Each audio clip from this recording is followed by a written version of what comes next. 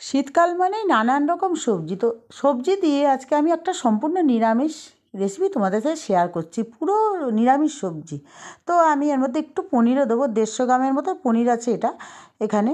তো আমি সবজিগুলো সব কেটে নেব, এই যে কাটাও হয়ে গেছে। এইবার আমি গরম জলে একটু ভাপ দিয়ে নেব, কারণ প্রচণ্ড পরিমাণে এখনকার সবজিতে সার দেওয়া হয়।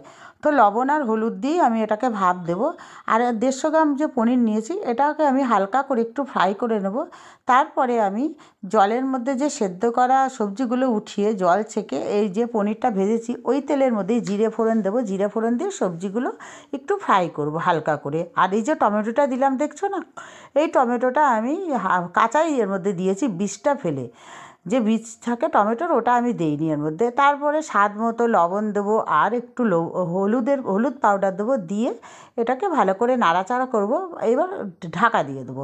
তো ঢাকা দেওয়ার পরে এইবার আমি কি মশলাটা এর মধ্যে দিই চলো দেখে নাও।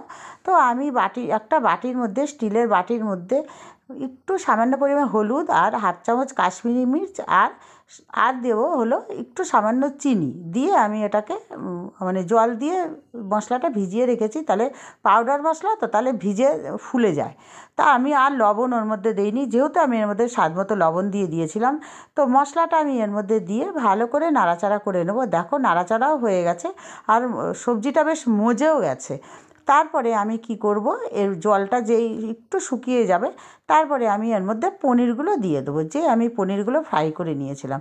তো পনিরগুলো দিয়ে এইভাবে আমি আজকে নিরামিষ সবজিটা বানিয়ে ফেললাম চটপট। তোমরাও এইভাবে যদি করো তো করতে পারো। তো তারপরে আমি এটার মধ্যে ধনেপাতা কুচি দিয়ে দেবো। তো ধনেপাতা কুচি দিয়ে এইবার আমি নাড়াচাড়া করে গরম গরম নামিয়ে নেব। তো আমার ভিডিওটা তোমাদের কেমন লাগলো অবশ্যই বলো, আর ভালো লাগলে আবার নেক্সট একটা ভিডিও নিয়ে আসবো। ঠিক আছে বন্ধু।